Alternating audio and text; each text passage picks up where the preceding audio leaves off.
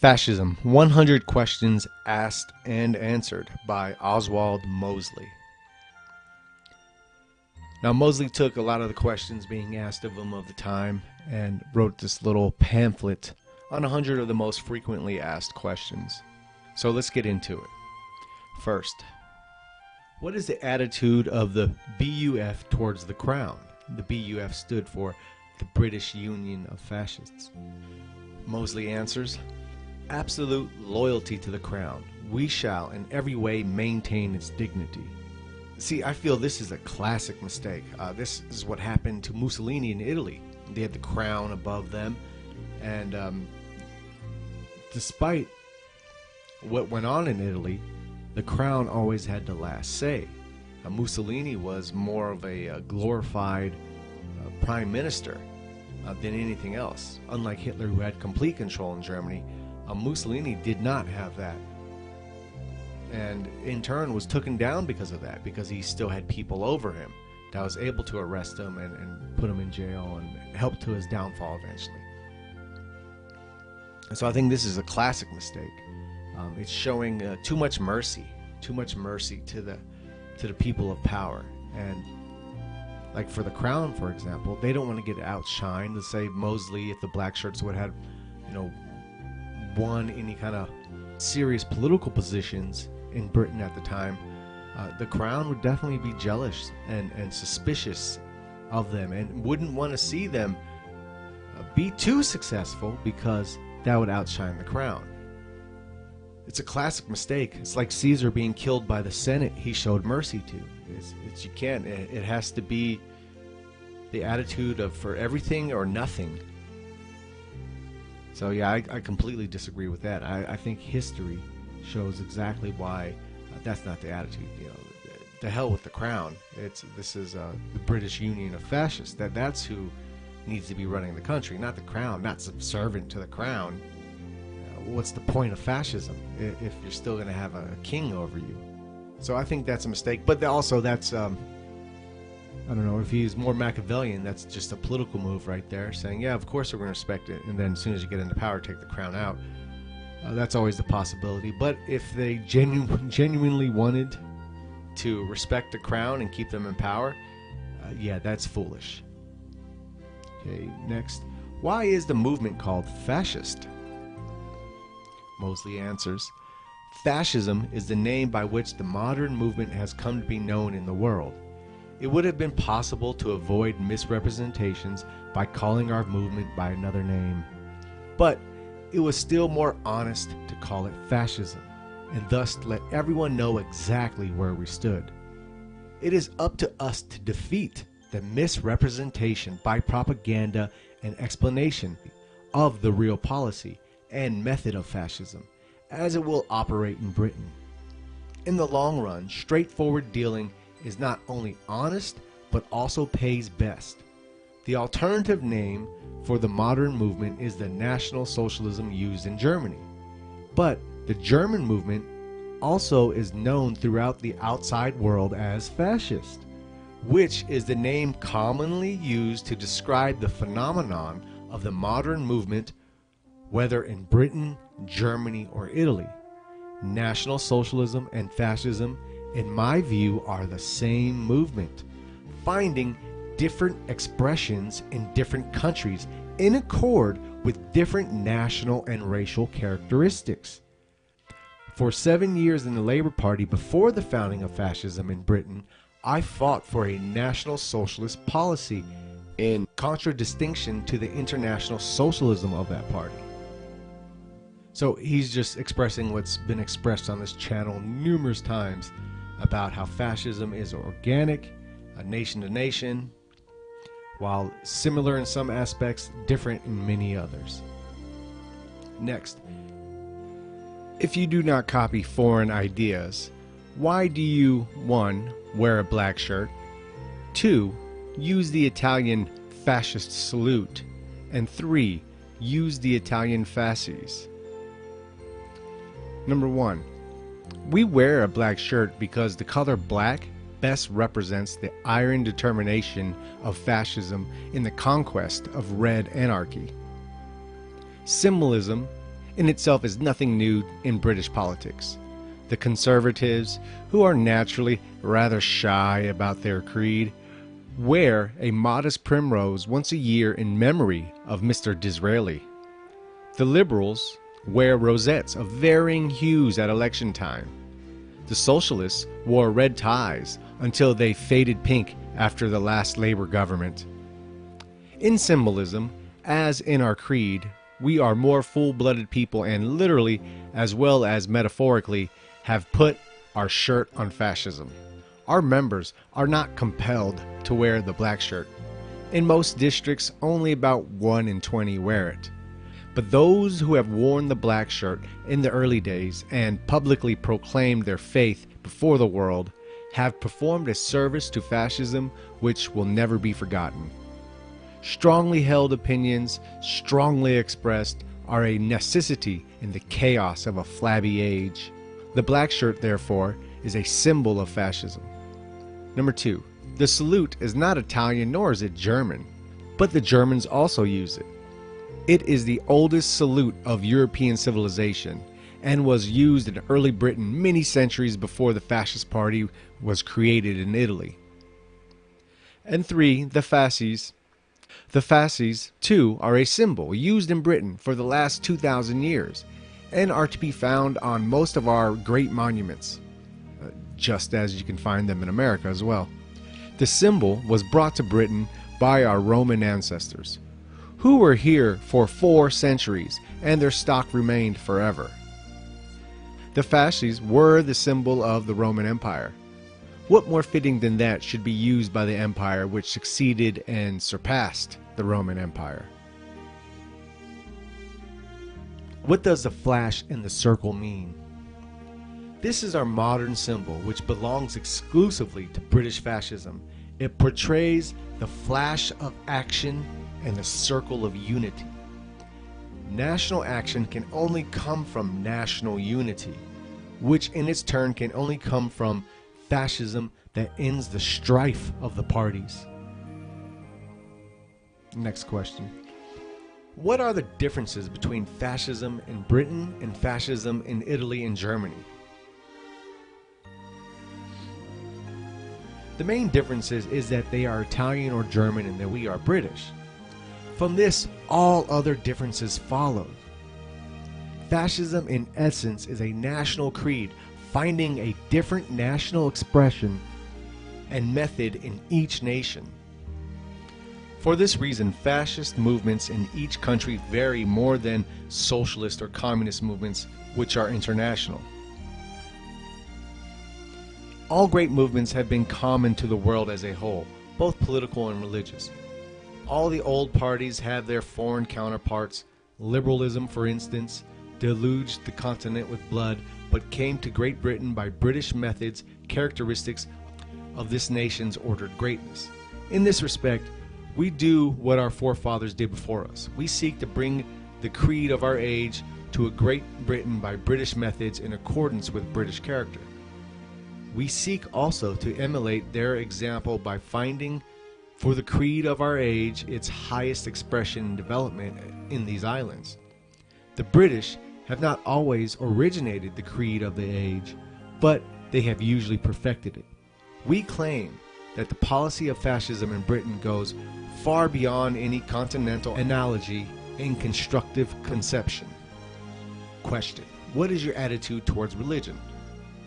We believe in complete religious toleration. The fascist attitude is well surmised by the Christian precept: render unto Caesar the things that are Caesar's, and unto God the things that are God's. We are concerned with the business of the nation, not with the business of religion. None of the great religions preach the subversion of the state, and therefore they have no conflict with fascism. On the contrary, we welcome religion, which indicates a sense of service and of spiritual values. For service and the values of spirit are the essence of fascism. Question: will there be freedom of the press under fascism, and will newspapers be free to criticize the government? The press will not be free to tell lies. That is not freedom for the people, but tyranny over their minds and souls. Much humbug is talked about on this subject. What is press freedom? In practice, it means that the right of a few millionaires to corner newspaper shares on the stock exchange and to voice their own opinions and interests irrespective of the truth or of national interest. Newspapers are not made any longer by news or journalism. They are made by sheer weight of money expressed in free gift schemes. They serve not the interest of the many, but the vested interest of the few. In that service, they'll stoop to any lie or any debauch of the public mind. This must be stopped, and the freedom of the national press to serve great interests at the expense of the nation must be curtailed.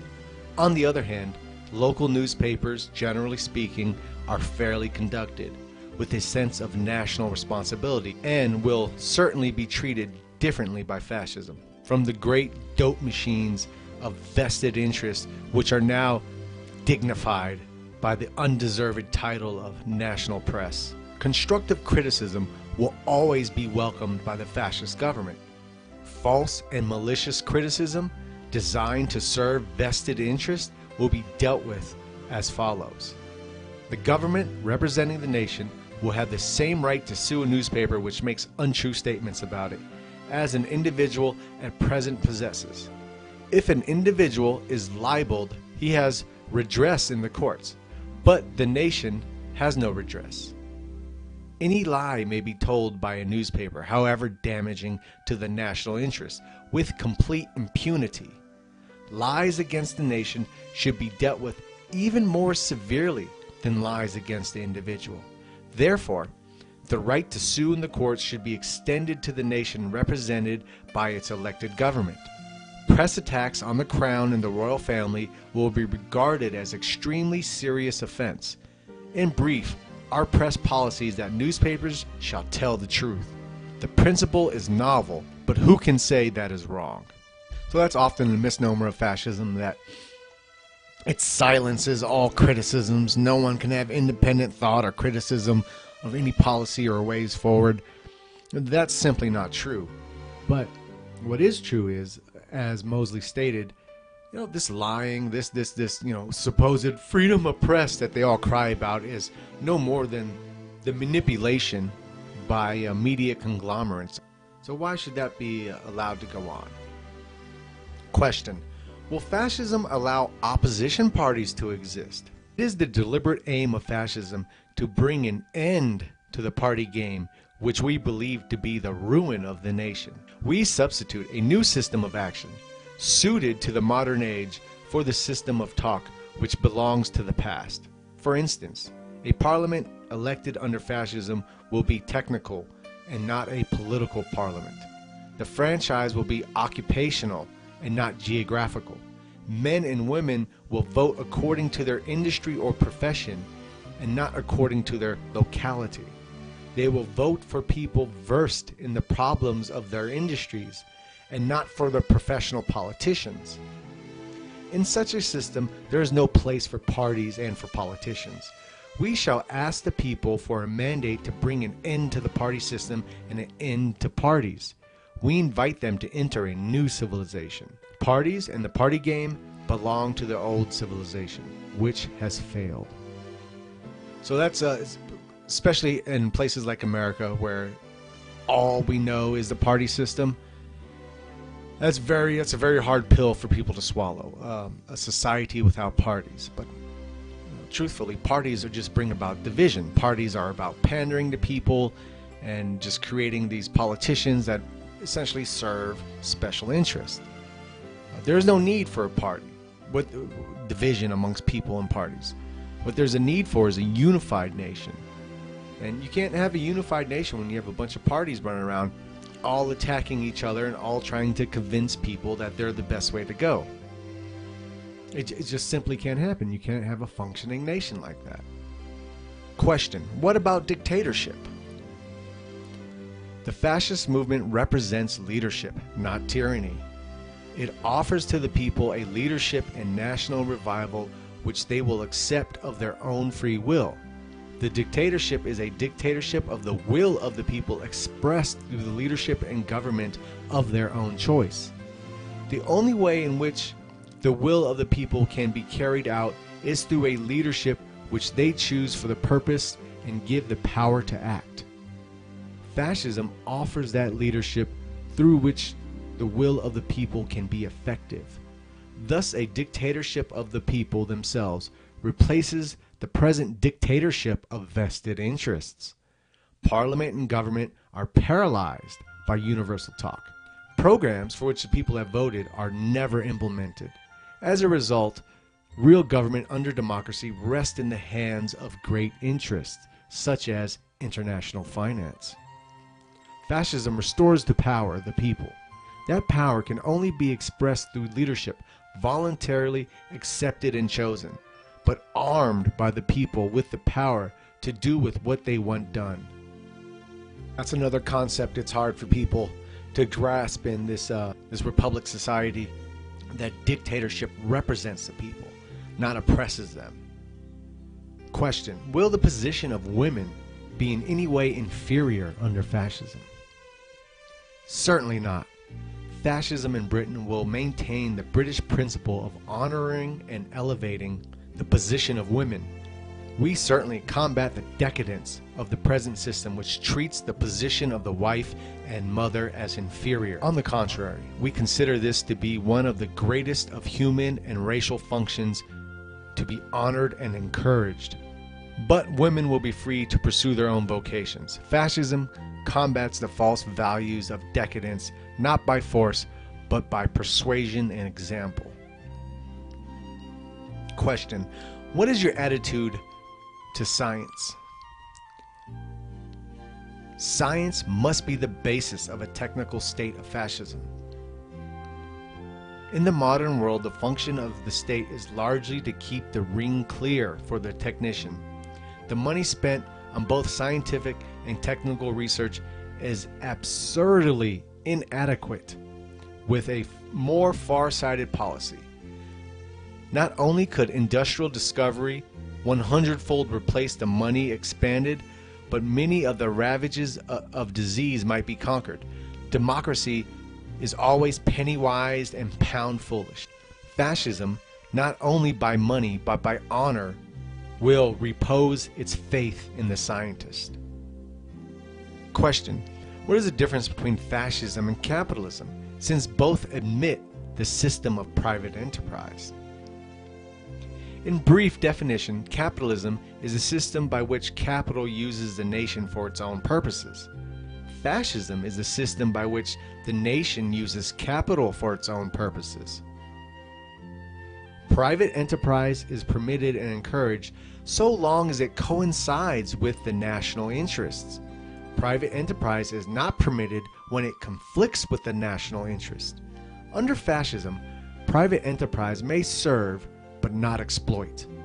This is secured by the corporative system, which lays down the limits within which industry may operate, and those limits are the welfare of the nation.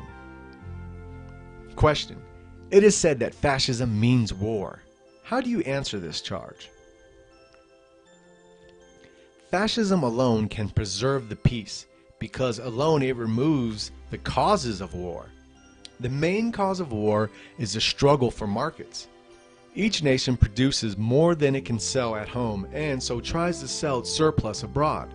In cutthroat competition with other nations, diplomacy, finance, armaments, and ultimately war are used as weapons in the struggle for markets. By building a self-contained or autarkic system, we withdraw from the struggle for markets and so withdraw from the risks of war. This is the answer to the fantastic assertion that peace and empire are incompatible. When other nations follow our example, there will be nothing left to fight about. It is true that in order to do this, the small nations will have to enter economic federations. It is also true that we must arrange for all nations in one form or another to have access to raw materials. But this is by no means impossible in a world producing more raw materials than it at present consumes. The problem of abundance are not insoluble. This constructive task of fascist government will be achieved when our doctrine prevails that internationalism and not nationalism means war. Remove the causes for war and peace will rest on reality. And to hammer home his point, there are exactly 0 fascist nations around today, and we are in a constant state of war throughout my life and your life, and there's been non-stop war throughout the world. Oh, why is this? There is no fascism, and since fascism is war and democracy is peace, why are we constantly in war? I wonder. Question: do you believe in the racial theories of the German Nazi movement? They are German and we are English. Therefore, our views and our methods on many subjects will be different. In this particular, we possess a great empire composing many different races. They possess no such empire, and their aim is a revived German race, geographically united. We believe profoundly in our own British race, which has created the empire, but we know also it would be bad for the empire to stigmatize by law other races within it as inferior or outcast. We have created that empire without race mixture or pollution, by reason of the British social sense and pride of race. That is an achievement unique in history, and we can trust that the British genius in this respects in the future as in the past. It should not be necessary to secure British racial purity by act of law. It should only be necessary by educating and propaganda to teach the British what racial mixtures are bad. If a Briton understands that some action is bad for his race, he will not do it. With the British, this is a matter for the teaching rather than the legislator. But if legislation was ever necessary to preserve the race, fascism would not hesitate to introduce it. So, Mosley was a believer you didn't need to make race laws. That's simply just educating the races about their history would cut back on, unlike today where racial mixture is encouraged, that if people had pride in their races, they're more likely to breed with people similar to them and continue on their race. Question: what alterations, if any, will you make in the laws governing the immigration of alien races into Great Britain? All immigration will be stopped. Britain for the British is our motto, and all of Britain is required for the British. Further, all foreigners who have already been naturalized will be deported unless they have proved themselves valuable citizens of Great Britain. Question: what is the fascist attitude towards Jews? Jews must put the interest of Britain before those of Jewry, or be deported from Britain. This is not a principle of racial or religious persecution. Any well-governed nation must insist that its citizens owe allegiance to the nation, and not to co-racialist and co-religionist residents outside its borders or organized as a state within a state. The Jews as a whole have chosen to organize themselves as a nation within the nation, and to set their interest before those of Great Britain. They must, like everyone else, put Britain first, or leave Britain. All quotes in this video were taken from Fascism, 100 Questions Asked and Answered by Oswald Mosley.